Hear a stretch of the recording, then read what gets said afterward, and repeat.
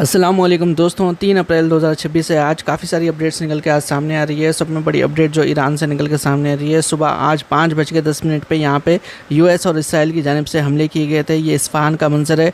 Isfahan वही शहर है जिसके बारे में कहा गया था कि यहाँ से दज्जाल निकलेगा और 70,000 यहाँ के रहने वाले यहूदी उसको फॉलो करेंगे, लेकिन अभी तक यहाँ पे 70,000 यहूदी मौजूद नहीं है, सिर्फ 10,000 मौजूद है। और दज्जाल से खुद की हिफाजत करने के लिए आज जुम्मे का दिन है, आज सूरह कहफ ज़रूर पढ़िए। लेकिन सवाल ये उठता है, जब से जंग स्टार्ट हुई है क्यों अमेरिका और इसराइल की जानिब से लगातार इस्फहान को निशाना बनाया जा रहा है? तो उसका रीज़न यहाँ पे आप स्क्रीन पे देख सकते हैं। ईरान की जानिब से यहाँ पे यूरेनियम इनरिच किया जा रहा था इस्फहान न्यूक्लियर टेक्नोलॉजी सेंटर में, जिसको इसराइल और यूएस से कब्जा करना चाहते हैं और वहाँ का यूरेनियम ले जाना चाहते हैं। उनका कहना है कि यूरेनियम अगर ईरान के हाथ में रहेगा तो फिर ईरान उससे न्यूक्लियर वेपन्स भी बना सकता है। डोनाल्ड ट्रंप की स्पीच के बाद भी कोई हमले नहीं रुके। ये कल रात का तेहरान का मंजर है, यहाँ पे आप देख सकते हैं। तेहरान के आसमान में रोशनी दिखती गई क्योंकि यूएस और इसराइल हमले कर रहे थे। डोनाल्ड ट्रंप की जानिब से कल ही कहा गया था कि हम स्टोन एज में भेज देंगे ईरान को। ऐसा लग रहा है कि पूरी तैयारी ये लोग कर चुके हैं।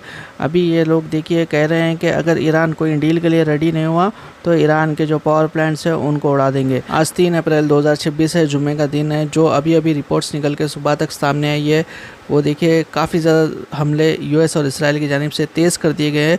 वहीं दूसरी जानिब कल हमने आपको अपडेट दी थी कि किस तरह से करच का जो ब्रिज है जो कि एक सिविलियन इंफ्रास्ट्रक्चर में आता है उसको उड़ा दिया गया था। यानी कि डोनाल्ड ट्रंप ने जो इशारा दिया था कि अगला नंबर हो सकता है कि ईरान के पावर प्लांट्स का हो।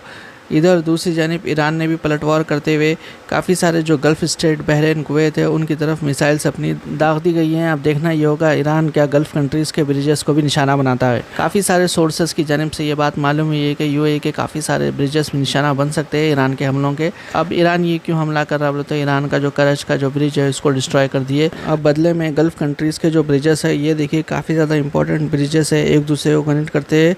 अब ये ब्रिजेस को हो सकता है कि ईरान निशाना बनाए।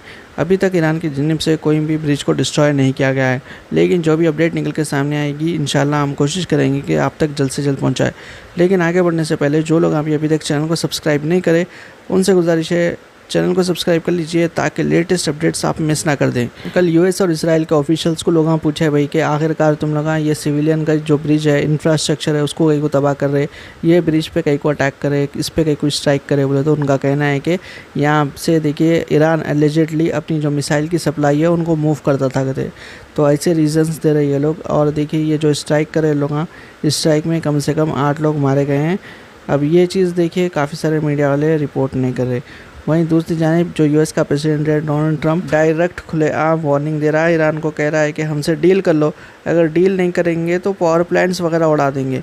क्या पावर प्लांट सिविलियन इंफ्रास्ट्रक्चर नहीं है? हबीबी कम टू दुबई बोल के जब वीडियोस लेके लोग डाल रहे थे तब तो इन लोगों को कुछ प्रॉब्लम नहीं थी, लेकिन जो अटैक्स हो रहे हैं उनके वीडियोस के ऊपर दुबई के अंदर पाबंदी है जैसा कि हम सभी लोग जानते हैं।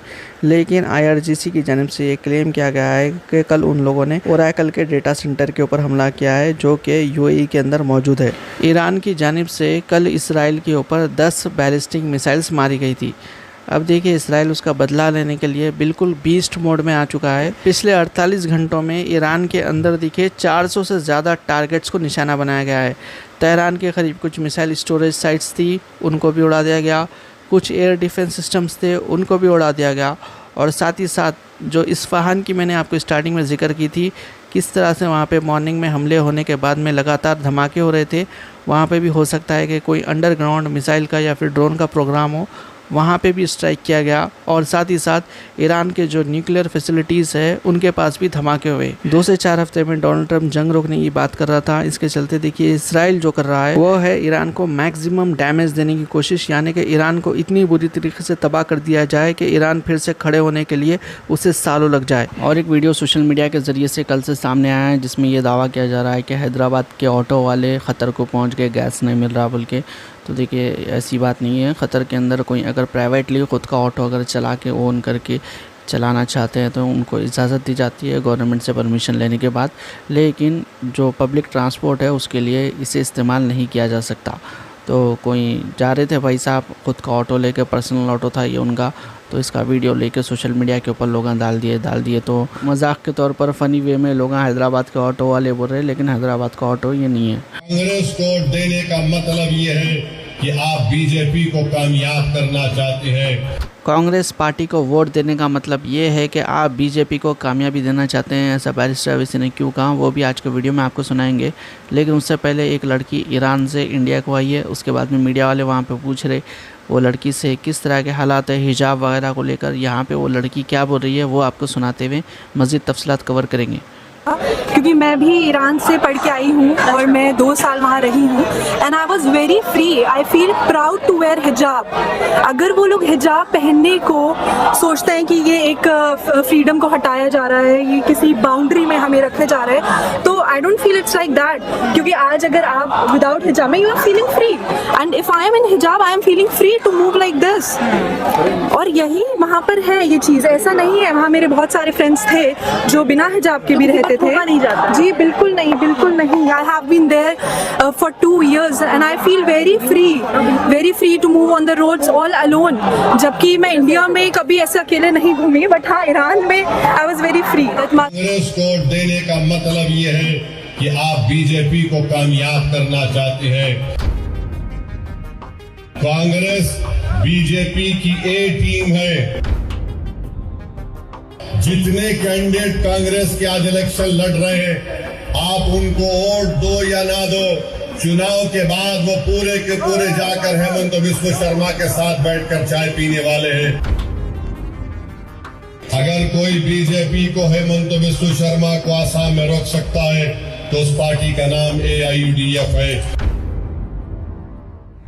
यकीनन बीजेपी को हराना है, मगर बीजेपी को हराने के लिए अगर आप हेमंत बिस्वा शर्मा को हराना चाहते हैं तो आप AIUDF को वोट दीजिए। अगर आप हेमंत बिस्वा शर्मा को रोकना चाहते हैं तो ताला चाबी को वोट दीजिए। अगर आप कांग्रेस को वोट देंगे तो वो उसका फायदा बीजेपी को होगा। कांग्रेस बीजेपी को नहीं रोक सकती।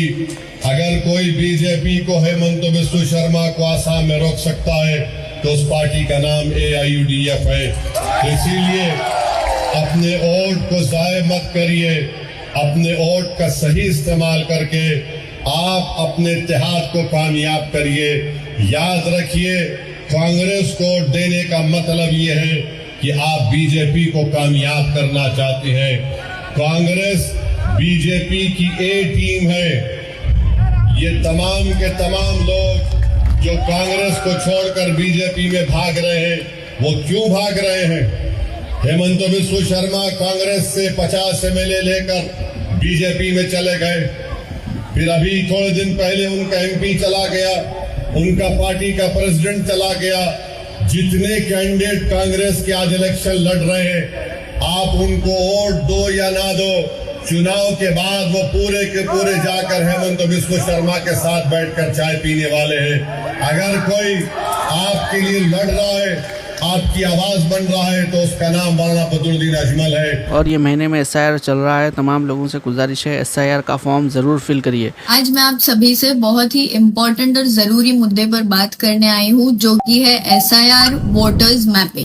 ये प्रोसेस सरकारी तौर पर चलाया जा रहा है ताकि हर एलिजिबल वोटर का नाम सही तरीके से सही जगह पर रजिस्टर हो। बहुत बार ऐसा होता है कि लोगों के नाम लिस्ट में रह जाते हैं या गलत जगह पर रजिस्टर हो जाते हैं। अक्सर हमने देखा है कि लोग वोटिंग के दिन पोलिंग बूथ पर जाते हैं और उन्हें कहा जाता है कि आपका नाम वोटिंग लिस्ट से कट कर दिया गया है। ये सिर्फ एक गलती नहीं है, ये आपके वोट के हक का एक बहुत बड़ा नुकसान है जो आपको आने वाले कल में उठाना पड़ेगा अगर आपने अपने आप को SIR के तहत रजिस्टर नहीं करवाया। रमजान का महीना खत्म होके भी इतने दिन हो चुका है, लेकिन मस्जिद अल-अक़सा के दरवाजे भी बंद है। तमाम लोगों से आज जुम्मे का दिन है, दुआ की गुजारिश है।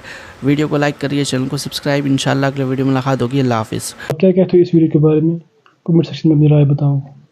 तब तक के लिए अल्लाह हाफिज़।